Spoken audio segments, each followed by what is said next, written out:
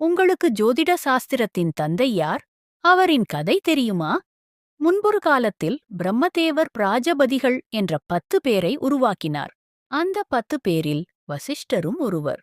வசிஷ்டர் மற்றும் அருந்ததி தம்பதியருக்கு பிறந்தவரே சக்தி முனிவர். இந்த சக்தி முனிவர் தந்தையைப் போலவே சிறந்த தவ முனிவர். இவரது மனைவி சிறந்த பதிவிரதை ஆவார். ஒரு நாள் இசவாகு வம்சத்து அரசன் கிளமஷ்பாதர் தேரில் வந்து கொண்டிருந்தான். அப்போது எதிர் திசையில் சக்தி முனிவர் வந்து கொண்டிருந்தார். சக்தி முனிவர் மன்னனிடம் பணிவாக வழிவிடும்படி கேட்டார். ஆனால் மன்னனோ வழிவிட முடியாது என வாதத்தில் ஈடுபட்டான். இதனால் கோபம் கொண்ட முனிவர் அவனை அடுத்த பிறவியில் அரக்கனாக பிறக்கும்படி சாபமிட்டார். சிறிது காலத்தில் விதியின் செயலால் சக்தி முனிவர் ஓர் அரக்கனால் கொல்லப்பட்டார். மகன் இறந்த செய்தியை அறிந்த வசிஷ்டர் தனது வாழ்க்கையை முடித்துக்கொள்ள முயன்றார். அப்போது ஓர் ஆச்சரியமான ஓசை கேட்டது.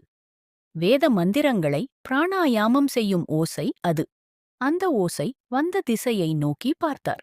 அங்கு வந்த சக்தி முனிவரின் மனைவி அவள் கர்ப்பமாக இருப்பதாகவும் வயிற்றில் உள்ள குழந்தையே மந்திரங்களை பிராணாயாமம் செய்வதாகவும் கூறினாள். அதை கேட்ட வசிஷ்டர் தானே முன்வந்து அந்த குழந்தையை வளர்க்கும் பொறுப்பை ஏற்றார். அந்த குழந்தையே பராசர முனிவர்.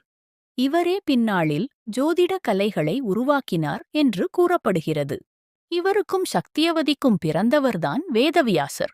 இந்த கதை பிடித்திருந்தால் என்னை ஃபாலோ செய்யவும். நன்றி. வணக்கம்.